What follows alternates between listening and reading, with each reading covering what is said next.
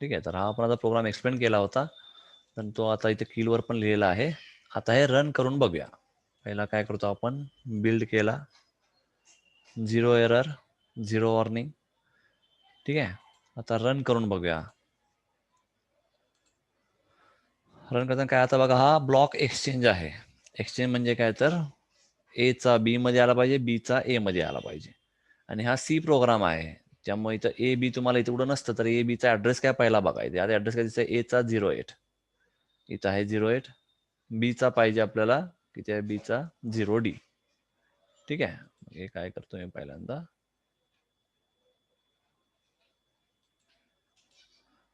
कसं आलं ते तुम्हाला कळू दे, त्यासाठी मी हा केला. ठीक आहे. इथं मेमरी 1 आहे. आणखी मेमरी पाहिजे, काय करायचं, इथं व्ह्यूला जायचं, मेमरी विंडो ज्यात घ्यायचा, 2 3 काय घ्या, माझ्या चुकून माझ्याकडे 3 आले माझ्याकडून. ठीक आहे. तर एकात टाकला काय, याचा ऍड्रेस काय बघा 8, याचा ऍड्रेस D. ठीक आहे. समजा हा म्हटलं आपला सोर्स आहे किंवा ए आहे, हा ए झाला, ए टाकलाय तो. ठीक आहे. 8 टाकलाय तो ए झाला. इथं हा कोणता म्हणणार, इथं काय म्हणणार. ठीक आहे.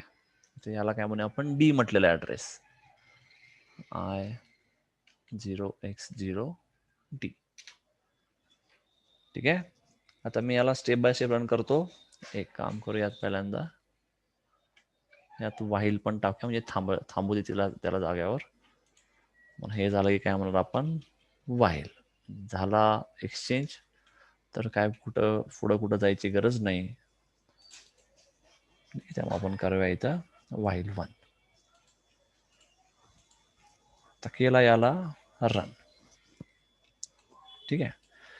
आता पुढं नेक्स्ट काय बघा, आता इथं पुढं नेक्स्ट काय, परत आता इथं आपण ऍड केला आहे ऍड्रेस बघा, एचा ऍड्रेस 8, म्हणजे हा जो पहिला मेमरी 1 आहे तो कोणासाठी आहे, ए साठी. आपण इथं नोट करू, नाही तर परत कन्फ्यूज नको तुम्हाला व्हायला. काय लिहितो मी, मेमरी 1 कोणाचा ऍड्रेस आहे, तर ए या ॲरेचा आहे. ठीक आहे. मेमरी 2 म्हणजे कोणाचा आहे, तर बी या ॲरेचा आहे. ठीक आहे. आता बघा, मी पहिला एक F11 प्रेस करतो. F11 प्रेस करतो. काय झालं बघा, हा एक लाईन रन झाला, दिसते का, तयार इथे आहे, म्हणजे अजून हा रन झाला नाही बघा. इथं अजून नंबर आला नसणार आहे. आला का डीला, नाही. आणि इथं आलेला नंबर बघा 1ला, 10 20 30 40 50 हा आपण इथे टाकला, तो इथं आलेला आहे. पुन्हा एकदा प्रेस करतो F11. आता बी मध्ये पण नंबर आला.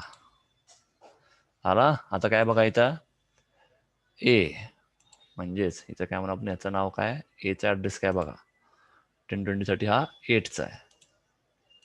याचा ऍड्रेस काय म्हणूया, 0x08. याचा ऍड्रेस म्हणूया 0x0D. ठीक आहे. म्हणजे तुम्हाला नंतर कन्फ्युज नको व्हायला. 8 म्हणजे म्हणणार आपण एचा, तिथं काय आहे 10 20 30 40 50. आता एक एक्सचेंज करूया बघा. मी आता F11 प्रेस करतो. ठीक आहे. इथं मी F11 प्रेस केला. आता बघा इथं 10 जो आहे, इथं थोड्याने तुम्हाला 11 दिसेल. आता इथं बघा, हे कसं असतं बघा, हा 8 आहे, याचा ऍड्रेस 9 असतो, परत ABC. ठीक आहे. मग पुढचा परत DEF, परत 1011 असं ऑन आहे.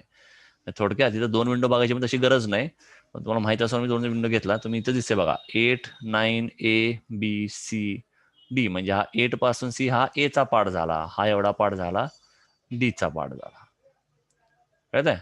म्हणजे हा एवढा पार्ट आपण काय म्हणूया, असं म्हणूया आपण, हा जो आहे, सॉरी,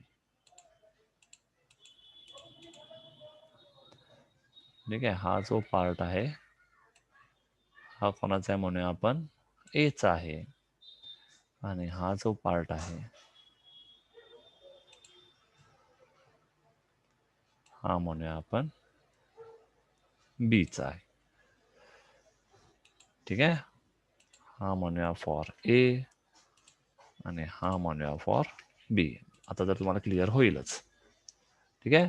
तर बघा एक्सचेंज म्हणजे काय, आता इथं काय आला पाहिजे 11, 22, 33, 44, 55 आणि इथं काय आला पाहिजे 10, 20, 30, 40, 50. मी स्टेप बाय स्टेप रन करतो.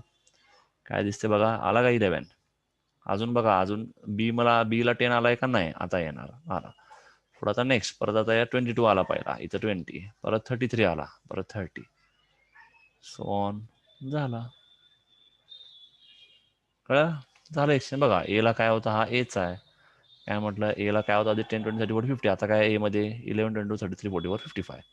बीला आधी काय होता 11, 22, 33, 44, 55. आता काय आहे 10, 20, 30, 40, 50. कळलं? यात काही कोणाला काही डाऊट आहे का?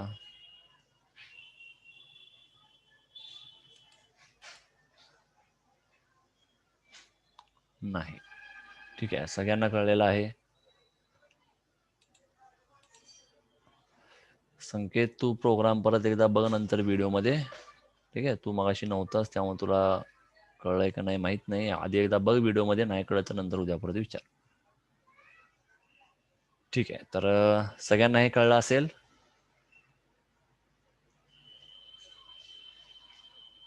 ठीक आहे, तर हा असंच तुम्ही होमवर्कला काय करता, आता 10 नंबर एक्सचेंज करायचे आहेत. ठीक आहे, 10 नंबर एक्सचेंज करायचे आहेत. तुम्ही कोणताही ॲरे घ्या, नाव कसंही घ्या आणि कोणतेही 10 नंबर घ्या.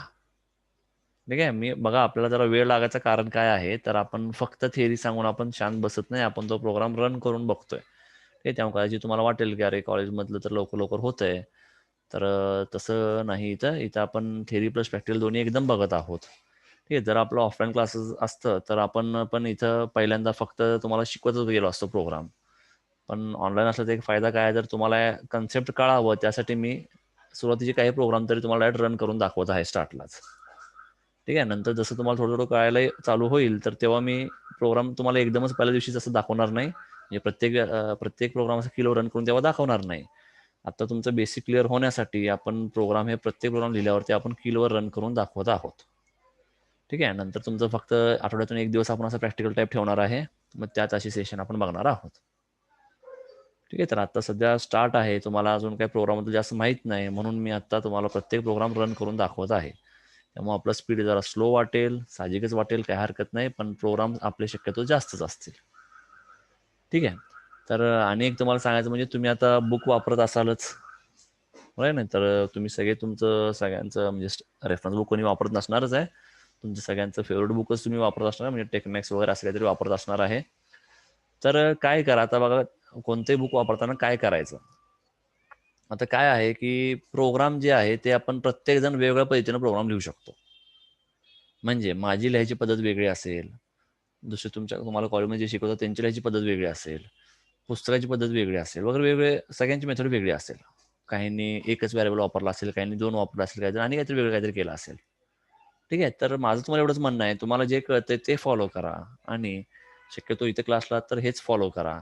ठीक आहे, म्हणजे जे आपण मेथड वापरतो, फॉर एक्झाम्पल डिलेचा प्रोग्राम, डिलेला आपण काय वापरतो, फक्त XYZ वापरतो. अनसाइंड इंट वगैरे लिहिताना आपण XYZ वापरतो. ते पॅटर्न नेहमी लक्षात ठेवा, नेहमी तेच वापरायचं. ठीक आहे, ते तुम्हाला म्हणजे सोपं वाटेल म्हणून त्यासाठी ते तुम्हाला तसं करून दिलेलं आहे.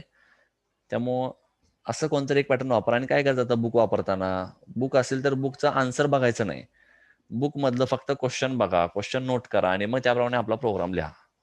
तुम्ही जे बुक वापरता टेक्मॅक्स वगैरे, त्याचे प्रोग्राम सगळे बरोबर असतील याची काहीही गॅरंटी नाही. ठीक आहे, म्हणजे मी काय ते बघत नाही ते पुस्तक कसं काय, मी फक्त क्वेश्चनसाठी काही वेळा बघितलं तर बघतो, पण आता सध्या माझ्याकडे ते पण नाहीये. तर तुमच्याकडे जर असेल तर ते फक्त क्वेश्चन्स बघत जावा. ठीक आहे, आणि फक्त क्वेश्चन्स बघा आणि मग त्याप्रमाणे आपण ते एक्झाम्पल सॉल्व्ह करत जाऊ, प्रोग्राम काय असेल ते सॉल्व्ह करत जाऊ.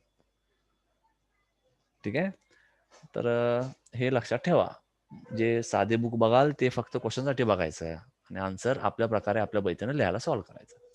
आणि जेव्हाही आपला आता बऱ्याच वेळा झालं की आपलं क्लास कंटिन्यू होत नाही, काही वेळा मला काहीतरी काम असतं किंवा काही वेळा लाईटचा इश्यू असेल किंवा काही पावसामुळे लाईट गेला असं काही ना काहीतरी इश्यू असेल, तेव्हा काय करत जावा, जर क्लास झाला नाही म्हणजे तेव्हा बसायचं नाही, तर जे काही आपले आधी प्रोग्राम झालेले आहेत ते जरा रिवाइज करत जावा. ठीक आहे, त्यामुळं तुमचं प्रॅक्टिस जेणेकरून होत जाईल, त्यामुळं असं हे लक्षात ठेवा. ठीक आहे, तर थांबूया आपण आज इथे.